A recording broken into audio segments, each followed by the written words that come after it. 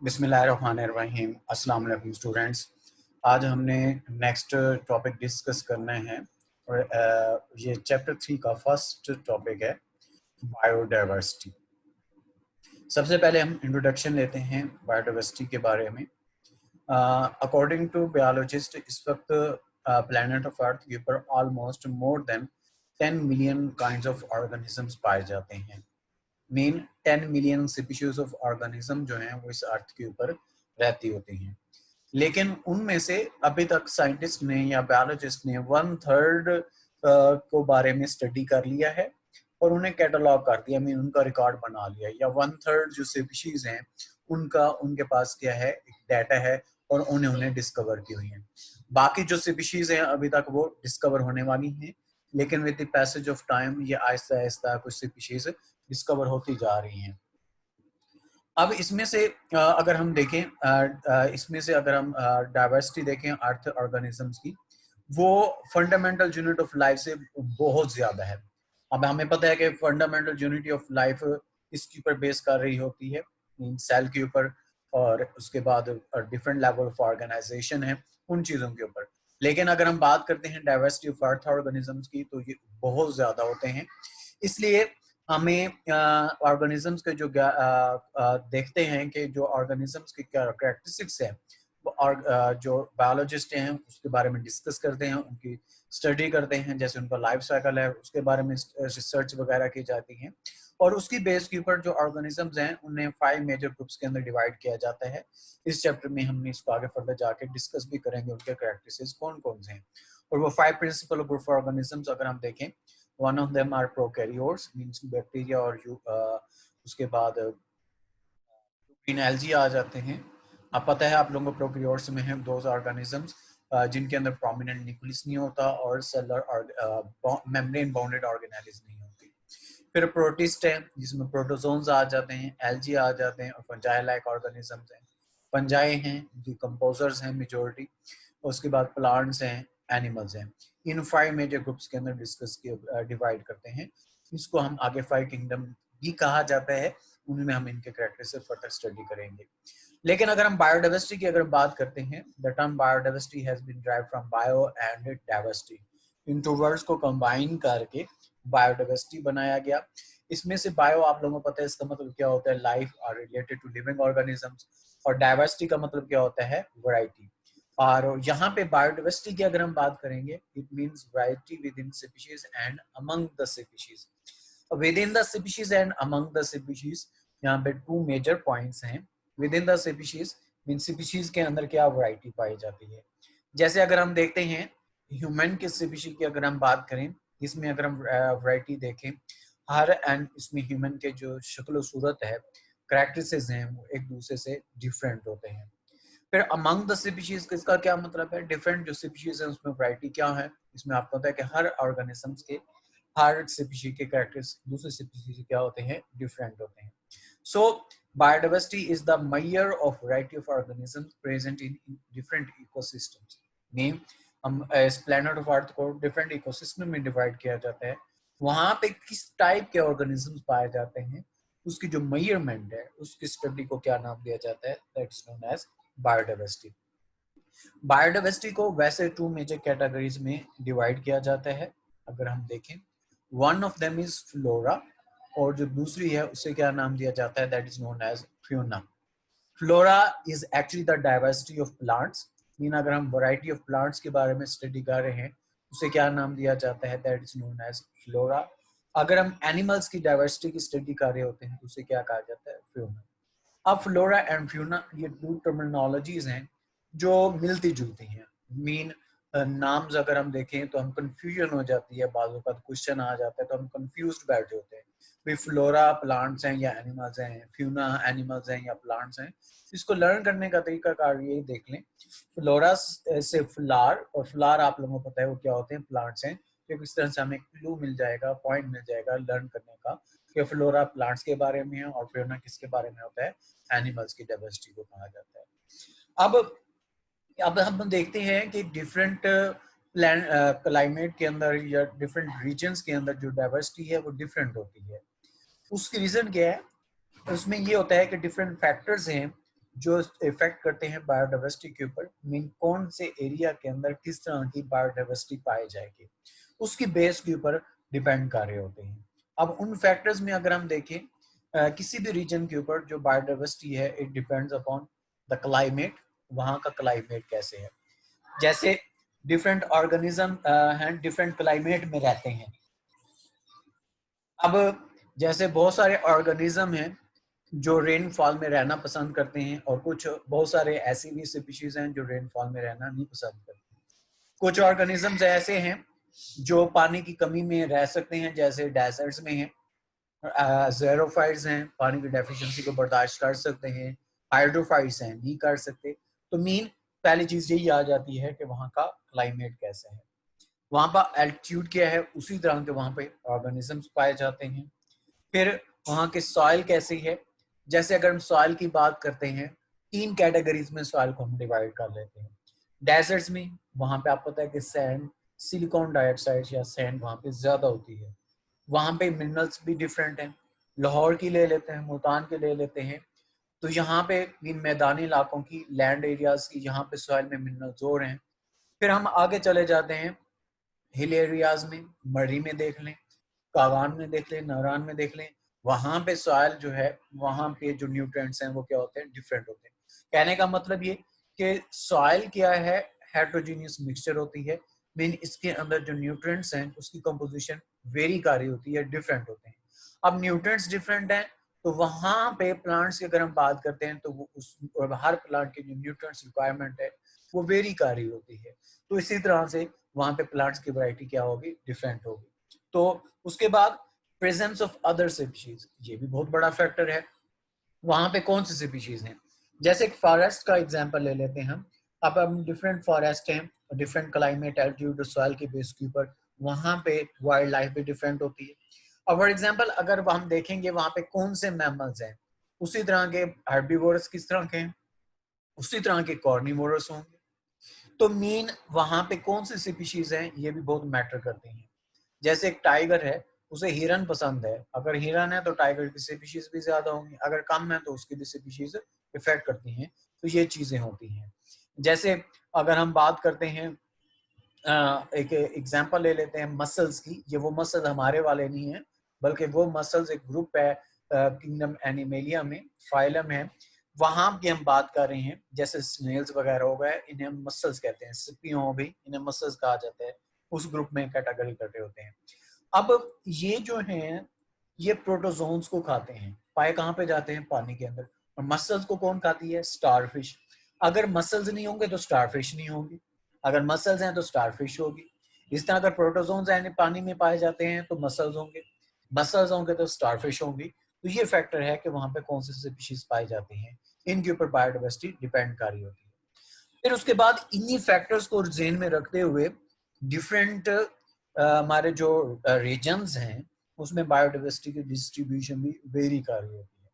जैसे अगर हम देखें, biodiversity is not distributed evenly on the earth, उसमें डिफरेंट फैक्टर्स की वजह से, जो हमने अभी ऊपर डिस्कस किए, उस वजह से होता है। जैसे ट्रॉपिकल रीजन में अगर हम चले जाएं, दे आर रिच, में सबसे ज्यादा number of species tropical region में पाई जाती है। जैसे आप लोगों ने सुना होगा अमेज़न फॉरेस्ट, ये ट्रॉपिकल रीजन में आता है। सिर्फ अमेज़न के अंदर जो नंबर ऑफ स्पीशीज हैं वो बहुत ज्यादा है। दुनिया में सबसे ज्यादा जो बायोडाइवर्सिटी है वो अमेज़न में पाई जाती है। उसके रीजन क्या है, वहाँ का क्लाइमेट, जो हमने फैक्टर डिस्कस किए हैं, क्लाइमेट, एल्टीट्यूड, वहाँ की सॉइल, और वहाँ पे दूसरी स्पीशीज की प्रेजेंस, ये क्या है, वेरी कर रही होती है। और ये almost her type of organism के लिए सूटेबल है। मीन वहाँ पे अगर आप देखेंगे, माउंट एल्टीट्यूड की बात करें तो माउंटेन भी हैं, प्लेन एरियाज भी हैं। वहाँ पे वाटर रिसोर्सेज की बात करते हैं तो वाटर रिसोर्सेज बहुत ज्यादा हैं। इसी तरह वहाँ के अगर हम क्लाइमेट की बात करें तो वहाँ पे ऑलमोस्ट हर किस्म का क्लाइमेट आ जाता है। तो ये इसलिए बायोडाइवर्सिटी क्या है, वहाँ पे ज्यादा पाई जाती है। इसी तरह से टेम्परेट रीजन में चले जाते हैं, वहाँ पे मैनी नंबर्स पाए जाते हैं। ट्रॉपिकल से कम है लेकिन फिर भी ज्यादा है। उसमें रेनफॉल ज्यादा होता है इस रीजन के अंदर, इसलिए ग्रास वहाँ पे हर्बीवोरस ज्यादा है। अगर हर्बीवोरस हैं तो फिर मैमल्स की भी नंबर्स उसी तरह से आएंगे। तो मीन इनके भी वो फैक्टर्स हैं। इसके बरक्स हम पोलर रीजन में चले जाएं, वहाँ पे नंबर ऑफ स्पीशीज बहुत कम पाई जाती है। रीजन क्या है, वहाँ पे क्लाइमेट बहुत ज्यादा सख्त है। वहां पे वही एनिमल रह सकते हैं या प्लांट्स रह सकते हैं, जैसे पेंगुइन्स हैं, पोलर बियर हैं, इस तरह के एनिमल्स वहां पे पाए जाते हैं। रीजन क्या है? क्योंकि ये स्नो में रहना पसंद करते हैं। अगर इनको स्नो नहीं मिलेगी तो मर जाएंगे। जैसे पोलर बियर है, पोलर रीजन से हटा के इनको लाहौर में लाएं तो रास्ते में मार जाएगा, क्योंकि ये स्नो के बगैर बिल्कुल जिंदा नहीं रह सकता। लेकिन हम में से किसी को फॉर एग्जांपल वहां पे छोड़ दिया जाए एक नेचुरल हैबिटेट के अंदर, जैसे मैं आप में से किसी स्टूडेंट को कहता हूँ जाओ जो पोलर रीजन के अंदर नेचुरल हैबिटेट में रह के आओ, तो हम वहां पे नहीं रह सकेंगे। क्यों? क्लाइमेट सख्त है, हमारी बॉडी उसको बर्दाश्त नहीं कर सकती, हम उस क्लाइमेट के यूज टू नहीं है, तो हमारा कुल्फा जम जाएगा या हम पोलर बियर का नवाला बन जाएंगे। तो वहां पे वाटर रिसोर्सेस बहुत कम है, तो ठंडा पानी है, स्नो के नीचे होता है, तो उसको हमें पता नहीं है कैसे यूज करना है। तो बहुत सारी चीजें हैं इस तरह की। वहां के सॉइल देखें तो वो स्नो के अंदर होती है। तो ये बहुत सारे फैक्टर्स हैं। वहां पे नंबर ऑफ स्पीशीज देखें कम है, पहले से मौजूद कम है, तो इसलिए वहां पे कार्निवोरस भी कम पाए जाते हैं। तो इसलिए वहां पे नंबर ऑफ स्पीशीज के हैं कम पाए जाते हैं। तो बहुत सारे फैक्टर्स, इसीलिए जो डिस्ट्रीब्यूशन ऑफ बायोडाइवर्सिटी देखते हैं डिफरेंट रीजन्स के अंदर, वो क्या कर रही है? वेरी कर रही होती है। फिर बायोडाइवर्सिटी का ओरिजिन कैसे हुआ? ऑलमोस्ट अकॉर्डिंग टू बायोलॉजिस्ट, जो अर्थ हम आज देखते हैं वो एक दिन नहीं है। According to biologist it is the reasons are result of 4 billion years of evolution. In 4 billion year से एवोल्यूशन हो रही है, तो वहां पे ये हो गया। अब एवोल्यूशन क्या चीज है, इसमें थोड़ा सा मैं आप लोगों को कंसेप्ट दे देता हूँ, इसके बारे में हम 10th में जाकर डिटेल्स में डिस्कस करेंगे। होता ये है, एग्जांपल लेते हैं कि एक मंकी है, उसने बेबीज दिए, 3 बेबीज दिए, अज्यूम कर लें, उसमें से एक की टेल नहीं थी, बाकी सब की टेल थी। हम कहते हैं जो टेल लेस मंकी, हम कहते हैं इसमें वेरिएशन आ गई। फिर वो जो टेल लेस मंकी था, मीन जिसकी टेल नहीं, तो उसके बेबीज हुए, अज्यूम कर लें, अजम्पशन है कि उसके 2 टेल लेस हुए, एक टेल वाला पैदा हुआ। फिर भी हम कहेंगे ये क्या है, मंकीज ने जो बच्चे दिए हैं उसमें वेरिएशन है, मीन इसमें टेल नहीं है। फिर with the passage of time, after million of years, क्या हुआ कि मंकीज की हमारे पास 2 कैटेगरीज आ गई, एक टेल वाले और एक टेल लेस वाले। आफ्टर मिलियंस ऑफ ईयर्स हम कहेंगे 2 टाइप ऑफ मंकीज प्रोड्यूस हो गए हैं, एक टेल वाले और एक टेल लेस वाले। हम कहेंगे टेल वालों ने टेल लेस मंकीज प्रोड्यूस कर दिए, इसको हम न्यू स्पीशी कंसीडर करेंगे। इसको हम क्या कहते हैं? एवोल्यूशन। मीन क्या होता है, आप एक लॉन्ग टाइम तक जो वेरिएशन है एक पूरी पॉपुलेशन में फैल जाए और उसके थ्रू एक न्यू स्पीशी प्रोड्यूस हो जाए, तो हम कहते हैं कि वहां पे क्या हुई है? एवोल्यूशन। तो 4 बिलियन ईयर्स ऑफ एवोल्यूशन की वजह से ये क्या हुआ? बायोडाइवर्सिटी प्रोड्यूस हुई। कैसे भला? वो कहते हैं कि अभी साइंस में ये नहीं है कि ओरिजिन ऑफ लाइफ कब हुई, कोई एक्यूरेट डेट नहीं है, लेकिन लिमिटेड एविडेंस ये सजेस्ट करते हैं जो दुनिया है वो लाइफ जो है 600 मिलियन ईयर्स अगो क्या हुई थी? स्टार्ट हुई थी। और इससे पहले जो लाइफ है that was consisted of bacteria and similar unicellular organisms. कहा जाता है सबसे पहले जो बैक्टीरिया प्रोड्यूस हुए थे वो ऐसे बैक्टीरिया प्रोड्यूस हुए थे जो ऑक्सीजन के बगैर जिंदा रहते थे। अब लोगों को पता है कि एक थ्योरी है उसके अकॉर्डिंगली जब अर्थ बनी उस वक्त ऑक्सीजन नहीं थी, मीन एयर नहीं थी। फिर अर्थ की एवोल्यूशन हुई तो एयर प्रोड्यूस हुई। तो कहते हैं कि उसी तरह जो बैक्टीरिया आए थे वो एंशिएंट बैक्टीरिया भी कहा जाता है, वो प्रोड्यूस हुए। फिर बैक्टीरिया में से क्या हुआ कि वो बैक्टीरिया प्रोड्यूस हुए जो ऑक्सीजन में जिंदा रह सकते थे। फिर वो कहते हैं कि इन बैक्टीरिया के अंदर एवोल्यूशन हुई, मीनिंग इन बैक्टीरिया में 4 बिलियन ईयर से एवोल्यूशन हो रही है और मॉडर्न स्पीशीज प्रोड्यूस हुई। कहा यह जाता है बैक्टीरिया आगे 3 कैटेगरीज में एवोल्यूशनाइज्ड हुए। इन्होंने आगे जाके फंजाई लाइक ऑर्गेनिज्म प्रोड्यूस किए, इन्होंने प्रोटोजोन्स को प्रोड्यूस किया, इन्होंने एल्गी को प्रोड्यूस किया। फिर प्रोटोजोन्स में एवोल्यूशन हुई, वो एनिमल्स में चेंज हो गए। फंजाई लाइक ऑर्गेनिज्म में एवोल्यूशन हुई, फंजाई में चेंज हो गए। प्रोटोजोन्स में एवोल्यूशन हुई, वो एनिमल्स में चेंज हो गए। एक आइडिया है, एक उसके अकॉर्डिंगली एवोल्यूशन के अकॉर्डिंगली। तो इस तरह से न्यू मॉडर्न जो है बायोडाइवर्सिटी वो एवोल्यूशनाइज्ड हुई। फिर इसके बाद what is the importance of biodiversity, क्या फायदा है, यहाँ पे हम मेजर पॉइंट डिस्कस करेंगे। सबसे पहले biodiversity provides the food for humans. अब हम देखते हैं कि हमारे पास डिफरेंट कैटेगरीज ऑफ फूड है, दोनों फॉर्म में देख लें, एनिमल रिसोर्सेज से भी और प्लांट सोर्सेज भी। कैसे भला? बायोडाइवर्सिटी है तो हमारे पास variety of fruits and vegetables हैं, हमारे घर में नखरे चल रहे होते हैं, मामा से कहती हैं जी, मामा से पूछते हैं क्या बने, हम मामा कहते हैं जी टिंडे बने, हम नखरे करते हैं मैंने नहीं खाने, ये भी कोई खाने वाली सब्जी है, मुझे ये बना के दो। क्यों नखरे चल रहे हैं? क्योंकि हमारे पास वैरायटी है फूड की। और फूड की वैरायटी कैसे है? बायोडाइवर्सिटी की वजह से। जितनी वैरायटी ऑफ प्लांट्स होंगे उतनी वैरायटी के फ्रूट्स होंगे, उतनी वैरायटी की वेजिटेबल्स होंगे, उतनी वैरायटी का मीट, मटन होगा, एग्स होंगे। ये सारी चीज़ें हमें वैरायटी की वजह से बनती हैं। और बाकी जो हम फूड बनाते हैं उसका रॉ मटेरियल भी वहीं से हम प्लांट्स या एनिमल से ले रहे होते हैं, वैरायटी की वजह से। यही रीज़न है, किसी को ऑरेंज पसंद है, किसी को बनाना पसंद है, तो किसी को वाटरमेलन नहीं पसंद है, तो किसी को मेलन पसंद है, क्योंकि हमारे पास वैरायटी है। जैसे हमारे नखरे हैं, इसी तरह से एक मुझे वाकया याद आ रहा है, आप लोगों को याद होगा कि मनो सलवा आता था हज़रत मूसा अलैहिस्सलाम की कौम के ऊपर। तो उन्होंने कहा कि मूसा अपने खुदा से कहें, अल्लाह ताला से कहें, दुआ करें, हमारे लिए ज़मीन से कुछ चीज़ें उगाएं, हम एक ही तरह का खाना खा खा के क्या है उगता गए हैं। हालांकि वो तो जन्नत से बना बनाया आ रहा था, उन्हें बनाना भी नहीं पड़ रहा था, लेकिन वो एक तरह का खा खा के तंग आ गए। तो इस तरह से अल्लाह ताला ने बायोडाइवर्सिटी प्रोवाइड की, बायोडाइवर्सिटी की वजह से हमें डिफरेंट टाइप ऑफ फ्रूट्स मिल रहे हैं। तो in short it provides the food for human. दूसरा, a significant proportion of drugs are derived directly or indirectly from biological resources. हम ड्रग्स कहाँ से obtain करते हैं? मेजर सोर्सेज क्या हैं? फंजाई से ले रहे हैं, जैसे पेनिसिलिन एक एंटीबायोटिक है, पेनिसिलियम नोटेटम मेन फंजाई है, वहां से लिया जाता है।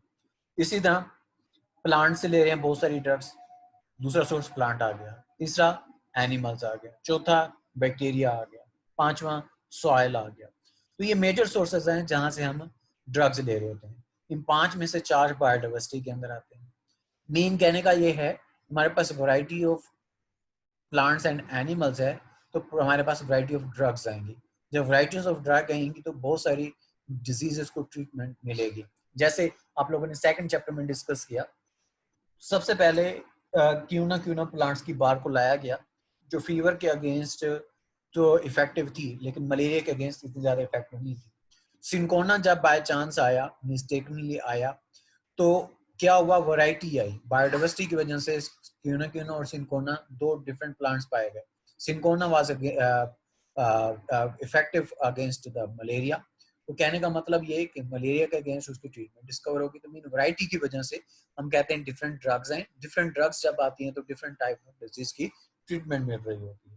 तो इन शॉर्ट हमारे पास वैरायटी ऑफ ड्रग्स आती है। दूसरा, a wide range of industrial material is also obtained from the biodiversity, जैसे बिल्डिंग मटेरियल्स हैं, फाइबर है, डाइज है, रेजिन्स हैं, गम्स हैं, एडेसिव्स हैं, रबर है, और ऑयल हम डायरेक्टली कहाँ से obtain कर रहे होते हैं? प्लांट से।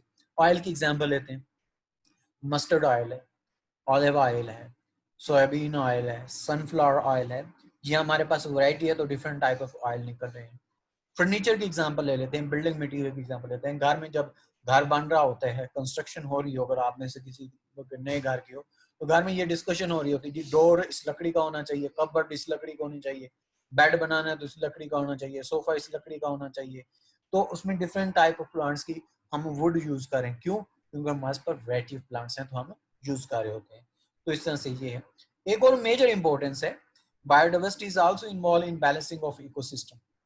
हमारे इकोसिस्टम को बैलेंस कर रही है। किस तरह से? Biodiversity plays an important role in making and maintaining ecosystem. It plays a part in regulating the chemistry of our atmosphere and water supply. अब देखिए, हमारे पास variety of animals and variety of plants हैं। उसमें क्या होता है, इसकी रीजन की वजह से एक साइकिलिंग चल रही है, जिसे हम रिसाइकल प्रोसेस भी कहते हैं, और बायोजियोकेमिकल साइकिल्स भी इसे कहा जाता है। कार्बन साइकिल है, नाइट्रोजन साइकिल है, वाटर साइकिल है। कार्बन की एग्जांपल लेते हैं। कार्बन हमारी बॉडी का बिल्डिंग मटेरियल है, क्योंकि हमारी बॉडी ऑर्गेनिक है, तो कार्बन ऑर्गेनिक कंपाउंड्स का एसेंशियल कंपोनेंट होता है।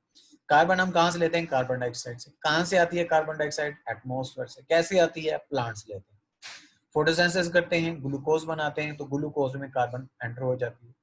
ग्लूकोज को आगे प्रोटीन फैट्स में कन्वर्ट किया जाता है, जिसमें मर्जी कन्वर्ट कर लें, कार्बन है। फिर प्लांट्स को हम खाते हैं या हर्बीवोरस खाते हैं, तो उनमें कार्बन चली जाती है एज अ फूड। फिर उनको कार्निवोरस खाते हैं तो कार्बन उनमें चली जाती है। फिर कार्निवोरस मरते हैं, प्लांट्स मरते हैं या रेस्पिरेशन करते हैं, तो कार्बन कार्बन डाइऑक्साइड की फॉर्म में दोबारा रिसाइकल कर कहाँ कब चले जाती है? एटमॉस्फेयर में। मरने के बाद डीकम्पोजिशन होती है, रिसाइकलिंग होती है, कार्बन वापस carbon dioxide, carbon monoxide form में रिसाइकल कर एटमॉस्फेयर में। तो इस तरह से ये कैसे रेगुलेट हो रही है केमिस्ट्री ऑफ एटमॉस्फेयर, साइकिल के थ्रू, साइकिल रिसाइकलिंग के थ्रू। रिसाइकलिंग में क्या इन्वॉल्व है, different types of organisms, mean producers हैं, कार्निवोरस हैं, हर्बीवोरस हैं, ये सारे इन्वॉल्व हैं, वैरायटी ऑफ ऑर्गेनिज्म इन्वॉल्व है। इसी तरह बायोडाइवर्सिटी इसलिए कहा जाता है, biodiversity is directly involve in recycling nutrients and provide fertile soil. Fertile soil किस तरह से प्रोवाइड कर रही है, थ्रू नाइट्रोजन साइकिल। डीकम्पोजिशन होती है, बॉडी है जो भी मर जाएगी उसकी डीकम्पोजिशन होती है। डीकम्पोजिशन में क्या होता है, फंजाई हमारी बॉडी के ऊपर अटैक करते हैं, हमारी बॉडी या कोई भी ऑर्गेनिज्म है उसकी बॉडी के ऊपर अटैक करते हैं, अटैक करके उसे छोटे छोटे टुकड़ों में डिवाइड करते हैं, उसमें से न्यूट्रिएंट्स निकलते हैं। न्यूट्रिएंट्स कहाँ पे जाते हैं, गैसेस हैं तो उड़ के एटमॉस्फेयर में और अदरवाइज सॉइल के अंदर अब्जॉर्ब हो जाते हैं। तो इस तरह से सॉइल को न्यूट्रिएंट्स मिल रहे हैं, इस तरह से उसकी फर्टिलिटी इंक्रीज हो जाती है। इस तरह से उस डायरेक्टली इकोसिस्टम को बैलेंस किया जाता है, क्योंकि प्लांट्स को ग्रो करवाते हैं। प्लांट्स क्या करते हैं, they take nutrients from the soil. Nutrients की डेफिशिएंसी हो गई, अब न्यूट्रिएंट्स की डेफिशिएंसी को लेकर हम फर्टिलाइजर यूज करते हैं आर्टिफिशियली, लेकिन नेचुरल प्रोसेस क्या है, जो प्लांट्स मर गए वो जमीन में दब गए, एनिमल्स मर गए जमीन में दब गए, डिकम्पोजिशन हुई, उसमें से जो न्यूट्रिएंट्स हमने सॉइल से लिए से थे डायरेक्टली और इनडायरेक्टली दोबारा सॉइल में चले गए। इस तरह से उन्हें न्यूट्रिएंट्स की कमी को पूरा किया जा सकता है। इस तरह से हमारे इकोसिस्टम को क्या किया जा रहा है, बैलेंस किया जा रहा है। तो ये बेटे क्या था, biodiversity and importance of biodiversity. पहला लॉन्ग क्वेश्चन इस चैप्टर का बनता है, what is meant by biodiversity and describe its importance. MCQ पूछे जाते हैं, how many number of organisms are inhibited on the planet of earth, हम कहेंगे 10 मिलियन। उसमें से डिस्कवर कितना हुए हैं, 1/3। फिर उसके बाद दूसरा क्वेश्चन पूछे, ये एमसीक्यूज आ गया। शॉर्ट क्वेश्चन आता है, what is meant by biodiversity, definition लिखेंगे, टाइप्स के नाम बता देंगे। शॉर्ट क्वेश्चन आता है, differentiate between flora and fauna, definition लिखेंगे, उसके साथ पॉइंट नोट्स में मैंने मेंशन किया हुआ है, इनके नंबर 0.5 मिलियन स्पीशीज प्लांट्स की हैं और 1.5 मिलियन स्पीशीज एनिमल्स की डिस्कवर हो गई हैं। ये सेकंड पॉइंट उसमें आ जाएगा। इसी का एमसीक्यू पूछा जाता है, diversity of plant is known as, diversity of animal is known as. फिर फैक्टर कौन कौन से हैं बायोडाइवर्सिटी के, हम बताएंगे पॉइंट्स में। क्लाइमेट है, एल्टीट्यूड है, वाटर रिसोर्सेज हैं, सॉइल है और अदर स्पीशीज कौन सी पाई जाती है। फिर एमसीक्यू में पूछा जाता है, बायोडाइवर्सिटी इज रिचर इन, हम बताएंगे tropical, many species in temperate region, few species in polar region. MCQ पूछा जाता है कि जो मॉडर्न बायोडाइवर्सिटी है वो किस तरह से बनी, हम कहेंगे due to the 4 billion years of evolution. MCQ पूछा जाता है कि इस पर प्लैनेट ऑफ अर्थ के ऊपर लाइफ कब स्टार्ट हुई थी, हम कहेंगे 600 मिलियन ईयर्स अगो। फिर शॉर्ट क्वेश्चन पूछा जाएगा, what is the importance of biodiversity, तो पॉइंट्स में लिख देंगे। लॉन्ग क्वेश्चन आएगा तो हेडिंग्स बनाएंगे, फूड, ड्रग्स, रॉ मटेरियल और बैलेंसिंग इन इकोसिस्टम। तो ये बेटे था topic. Thank you so much.